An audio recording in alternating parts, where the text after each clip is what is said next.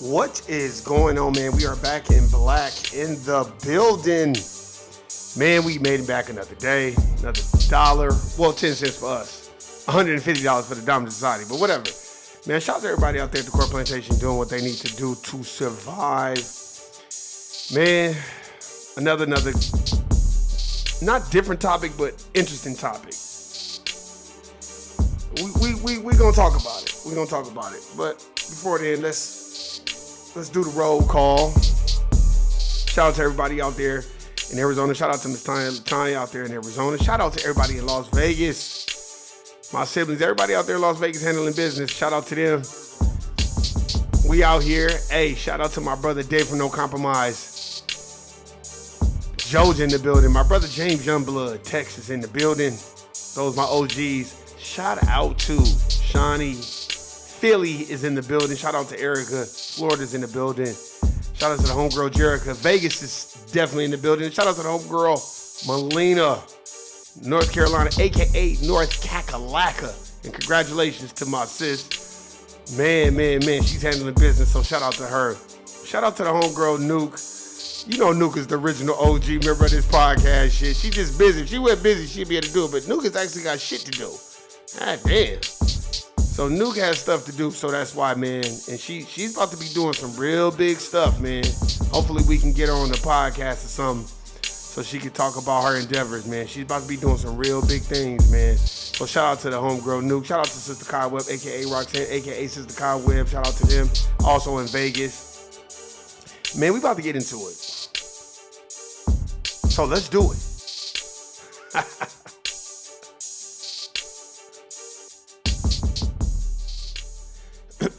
Look, this isn't gonna take long at all, but we gonna get into it. Title: Should we stand with Diddy?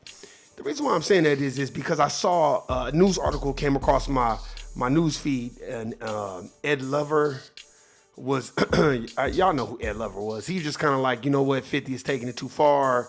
You know, I see his point of view. You kicking a person while they down. You think it's funny. Let me just say this. And let me just say something interesting. I got love for 50. I got love for all my black, successful, foundational black Americans that are doing what they need to do and have made it in this, you know, wicked system of racism, white supremacy. But this is what I'm going to tell 50. Remember, my nigga, you kicking him while you down. The dominant society is watching you. And let me tell you, when it's your turn, you gonna wish people didn't do that shit to you either. And we can say, hey man, but he ain't doing shit. Look, let me tell you something. They want to remove you from the chessboard, they will. You see what the network did. They dropped that Power Book 2 or 3 shit. Then they flex their power by being like, no, we're not putting that out right now. People got to understand, 50 Cent works under stars. He does not own stars. He does not run stars. So we have to understand that. We have to have a different mentality. And you say, well, why you saying? Look, I am not saying that Puffy can be very cynical and maniacal, egotistical, all those things. And he treats us sometimes like shit. He gets a high off of it. I'm not saying that people don't have valid points of views and perspectives, but I'm going to tell you this right now, from reading Black Labor White Wealth to reading Dr. Joy DeGrew's book, Post-Traumatic Slave Syndrome, from listening to James Youngblood and David from No Compromise. Just listen to those brothers. Man, right now it's time to be on cold. I'm not saying you don't disagree with Puffy. I'm not saying everybody's supposed to be jumping out the window and standing with Puffy. Free P. Diddy. I'm not saying none of that. But what I am saying is, look at what they're doing. This is strategic. He strategically sued that alcohol company, and now they want him off the board. Didn't they do the same thing to R. Kelly? How do you just wake up one day and say, okay, we're going to cancel R. Kelly? Think about it. How does that work? Why Harvey Weinstein, ain't nobody said shit to him. Why ain't nobody said shit about all those people that was at Pedophile Island? Why ain't nobody talking shit about Dan Snyder from Nickelodeon or those pedophiles that worked at Nickelodeon grooming them, whether it was the brother that was there, you know they got to include the brother. And then the two white dudes that was right there grooming them kids. Like, you know, and y'all got to go watch that documentary, Quiet on Set. It was a sister on there, and she had a son that was on Nickelodeon, black dude. They didn't really like him, but the mom used to be going in on motherfuckers. And then they let the kid go. But let me tell you something. That mom had an intuition about, you're not finna just be doing whatever the fuck y'all doing to these other kids to my son. You know black folks don't play that shit. You know that. But let me tell you, there's a time and a place, and sometimes we have to have a different type of understanding. I'm just talking about being on code. Look at Corey Feldman and Corey Haim from Lost Boys. Go Google those white brothers and listen to what they were saying. I don't know which one is which. Corey Haim, one of them killed himself because he got molested and sexually assaulted as a kid and didn't know how to deal with it and just couldn't believe it and just didn't know when he was a childhood actor. I remember he had this movie called License to Drive. But he alleged that he was sexually assaulted too and nobody took it serious. And then I think Corey Feldman, Corey Haim, one of them, he was the white boy that was like, I'm gonna do a documentary on Hollywood and all the pedophiles that work in Hollywood. And they tried to shut him down. So y'all gotta understand how this game works. See, only very few people are gonna come out and speak out against some bullshit. But the rest of them us gonna be on code. No matter if they dominant society, if they other racial groups, they're gonna be on code. One thing about us, we don't know how to stay on code. Just be like, nah, we'll deal with Puff Daddy behind closed doors. We're not finna let y'all gas us up and gaslight us into publicly, shaming him, because that's what they want. That's exactly what they want. I am not stating that I knew what Puffy was doing. I'm not stating that a lot of motherfuckers had grievances with Puffy. I'm not saying that. That's why you got to take the Honorable Elijah Muhammad approach. Study the white man.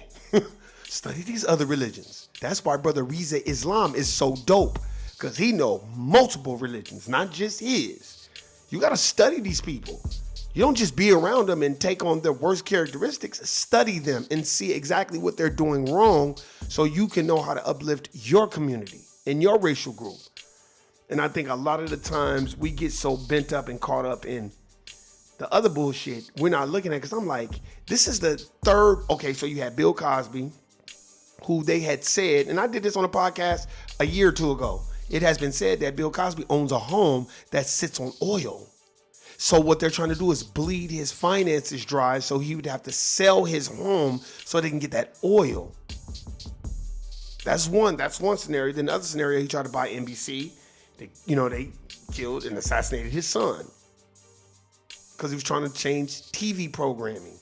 Michael Jackson was trying to buy Marvel in the early 2000s. Michael Jackson wanted to make a Black Panther in the early 2000s. So you got to understand, man, when you try to make power plays, why do you think they didn't want to sell BET to Tyler Perry? When they say, okay, 1 billion, Tyler Perry was like, okay, there's like, okay, 2 billion. He's like, all right, I got that too. They like, okay, 3 billion, nigga. And you notice Oprah, nobody said, okay, well, here, I'll give you 500 million. Matter of fact, let me call some of my good friends. We'll make it where you buy this network. No, you keep working for the network, but you can't own it. And that's kind of what 50 Cent is doing. I'm pretty sure 50 would like to buy a network. Only thing is his TV shows on network, but he doesn't own that network. So when those dominant society people get pissed off at 50, they will shut all that power shit down. And we have to understand that. Do I think it's a little excessive at times? I would say from a bridge view, yes, because we have to learn how to be on code. But the dominant society loves that type of a mentality that 50 kind of displays. They love it because you're basically doing the devil's work. That's what they like. And we don't know that because we're so emotional. But y'all have to understand this too. And I'm going to say this.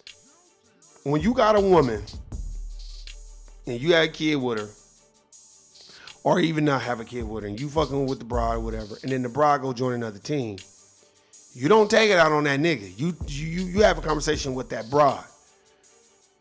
See, a lot of people need to start listening to E40 and Too Short. I forgot which album it was. It was in 2012. Counting this paper, getting my grip. Don't try to check me. You better check that bitch. Like, y'all need to really listen to that. I think a lot of times we need to start listening to Sugarfree. See, the hardest of hardest when it comes to their feelings about somebody is undeniable.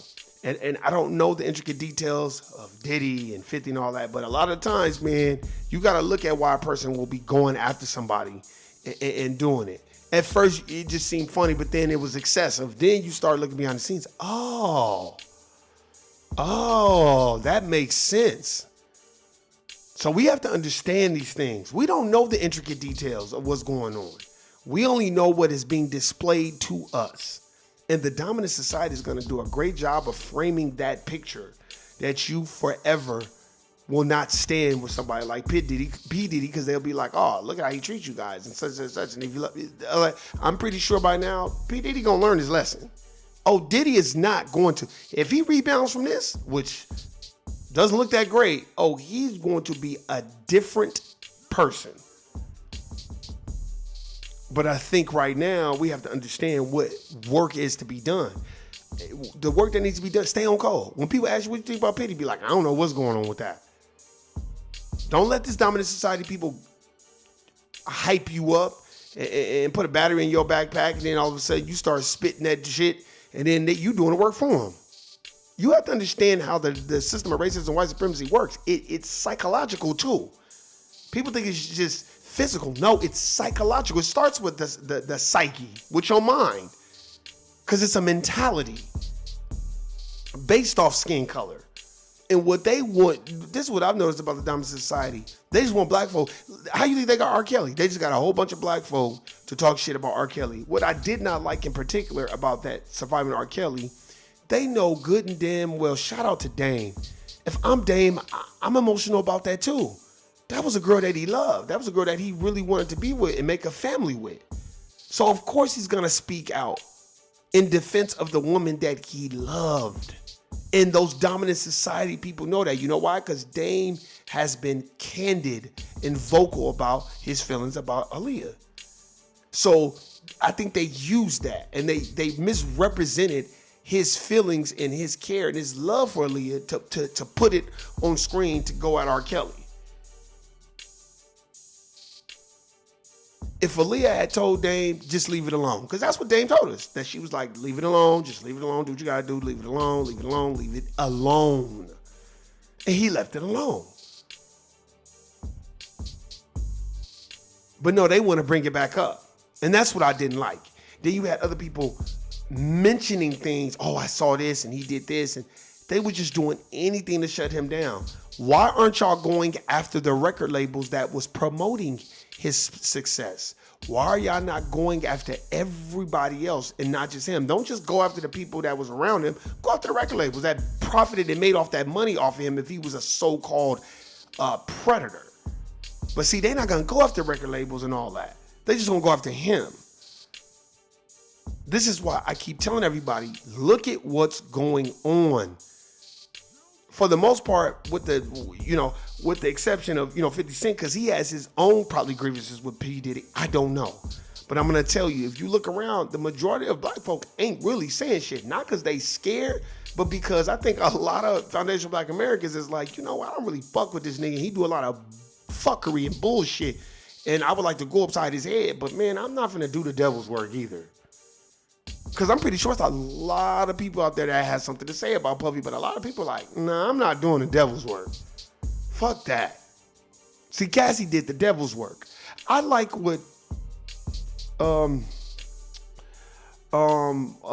what's her name? Tokyo, the girl that had the baby by Rob Kardashian, her mama.